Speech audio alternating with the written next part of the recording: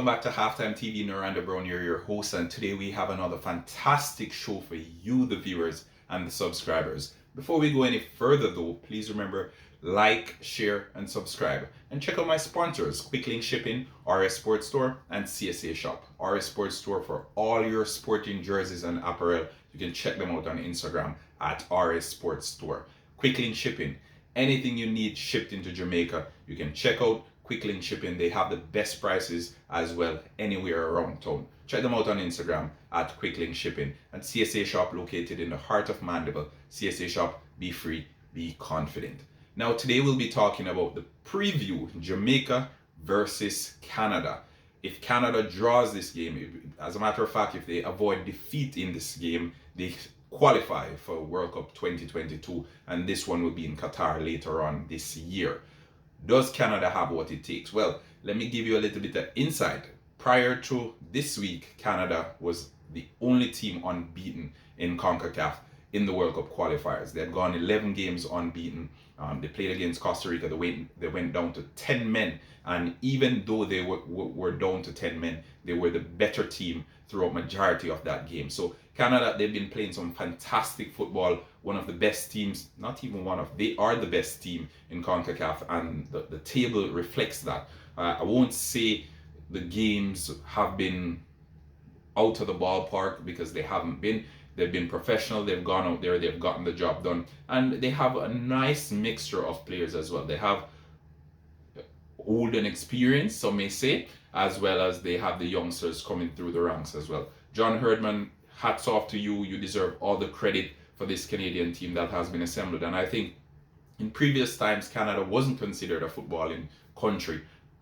Still isn't actually, but they have been doing what it takes. They have been putting in the work, and it's been reflected on the field of play. The Canadian female team, they've been doing exceptionally well as well. John Herdman, he left his stamp on that team, and then he came over to the male team. So I think John Herdman is responsible for everything that is happening in Canadian soccer, or Canadian football, as most people like to say these days. Who are the players to look out for in the Canadian team? Well, I think Richie Larea, fantastic player. He was a man of the match in the game against Costa Rica. There's Kyle Larin, there's Jonathan Davids, there's Jonathan Osorio.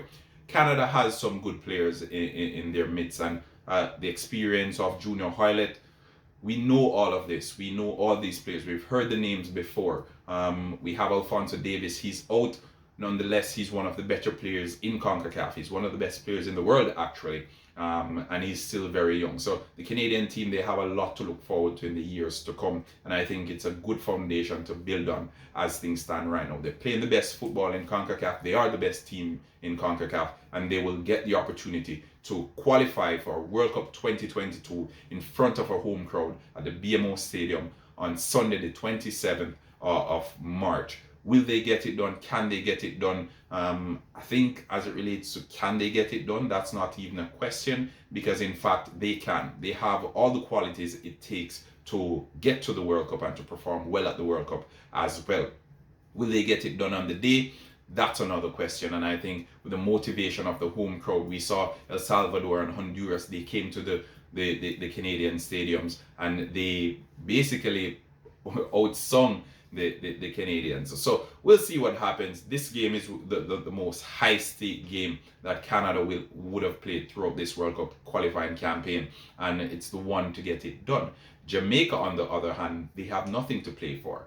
Nothing whatsoever. They're playing for pride at this point. They can't qualify for the World Cup anymore. Nonetheless, Coach Paul Hall, he came out earlier this week and he spoke to the Jamaica Gleaner, and he said he isn't too taken aback by the results.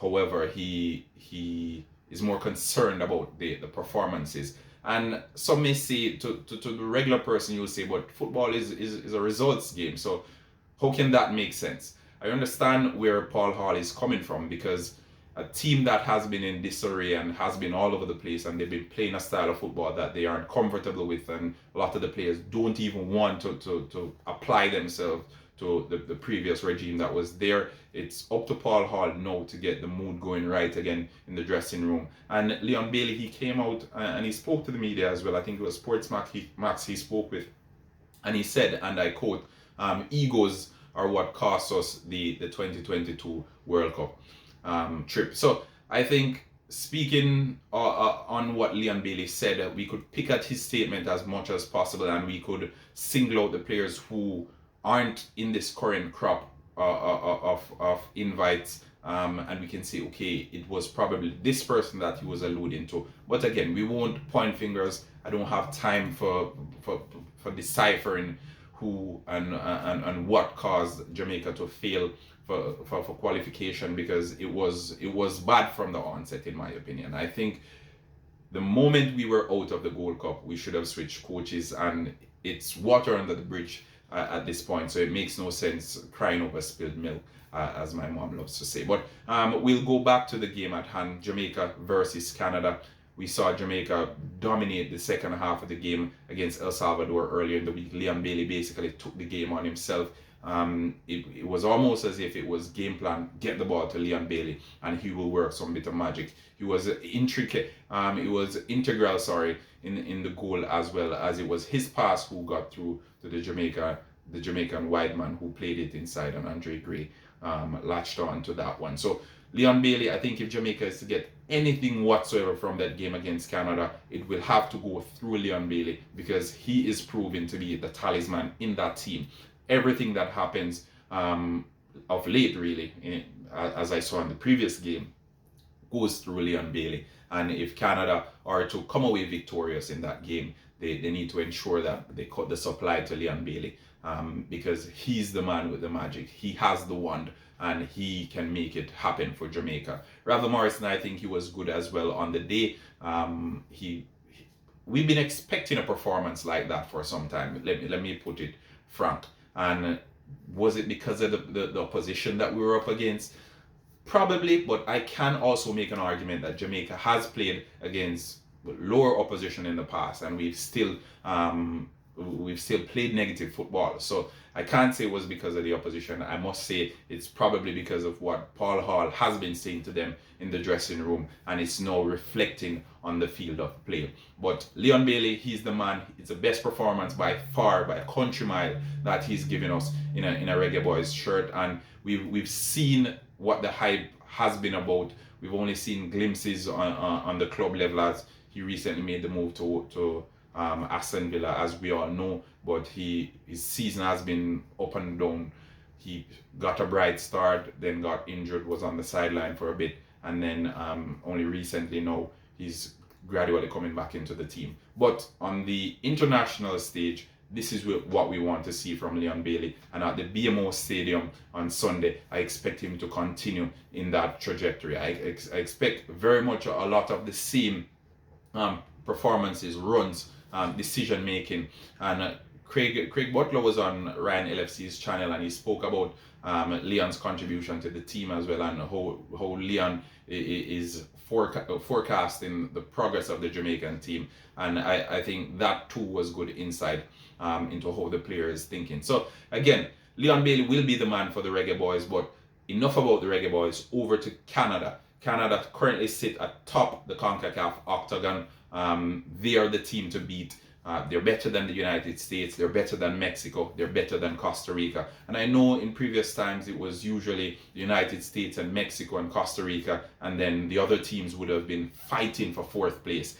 That is not the case this time around. Canada is at the top. They're atop the pyramid and looking down on the rest, fighting for places. I think they only need a draw to solidify their spot to Qatar 2022, and I think they can get it at BMO Stadium against the Reggae Boyz. In fact, I'm predicting a 2-1 win in favor of Canada. I think this Canadian team has far too much for the Jamaican team, and as I said, Canada is a team, right? I could single out the Canadian players who are good or who have been doing well, but at the end of the day, they operate as a unit. If you watch the Canadian team, it's hard for you to say, okay, this is the person that's carrying the team, that is the person that is carrying the team. No, Canada is a complete unit, and again, hats off to John Herdman. I think with the Canadians, I could speak about Richie Larea, I could speak about Jonathan Osorio, I could speak about Kyle Larin, Jonathan David. Chelsea recently kicked his team out of the UEFA Champions League, so he has that pedigree of a top European player. And we know what international football is like. It's far different from at the club level, because at the club level, chances are you'll be surrounded by a little bit more quality than when you go to the international stage, with the exception of some teams, obviously, likes of England and maybe Belgium, that sort of thing. But very, very, very, very, very seldom we see international teams that are star-studded, and Canada is no different. They have a few superstars here and there, but overall, in the bigger scheme of things, they operate as a unit. They operate as a team. And I think Borjan, the goalkeeper, he was the only weak link, in my opinion, in the game against Costa Rica in the week. I think his decision making was suspect, and it's surprising as well, because he has been one of Canada's most consistent players. He's been one of the leaders in that batch throughout their World Cup qualification campaign. So let's see if it will be a different story come Sunday at the BMO Stadium in Toronto. Canada take on Reggae Boyz in front of their home crowd. Jamaica has a big following in Canada, and in Toronto in particular, but I'm pretty sure the Canadians will be outnumbering the Jamaicans in the BMO Stadium, particularly because of the weather. We're expecting -3, which is a high and a low of -11 on Sunday, so it should be a little bit cold outside. Will the weather play a part? I would like to think so, because as Jamaicans, we prefer it plus 30 and thereabout in degrees Celsius. But nonetheless, it promises to be a wonderful watch. Jamaica, nothing to lose, so I'm expecting them to go out there and to express themselves. Canada will want to get it done. They could have gotten it done against Costa Rica midweek. They didn't, so they'll be looking to get it done in front of their home crowd. And what better feeling? What better feeling? Imagine what it would be like if Canada can clamp that World Cup place. They can book their tickets. They can get the stamp of approval for Qatar 2022 on Sunday. Imagine. I know it would be rowdy in the BMO Stadium. The fans would be ecstatic. It would be amazing, incredible. So let's see what happens. Let's see what happens. Let's see if Paul Hall and his troops can upset the Canadians on home soil. We wait and we watch and we hope, and we know the Reggae Boyz will give a good account of themselves. It's pride at this point. They're playing only for pride. And Canada, they will want to seal it. They'll want the seal of approval on their trip to Qatar 2022. Again, that's my take. 2-1 prediction in favor of Canada. I think Canada gets it done on home soil. Let me know what you guys think, because again, that's all that matters. Leave your views and opinions in the comment section. What are your predictions for Jamaica versus Canada at the BMO Stadium in Toronto? That's it for Naranda Brown here at HalftimeTv. Please remember, like, share, subscribe, guys. And if you haven't done so as yet, check out my sponsors: Quick Link Shipping, RS Sportswear, CSA Shop,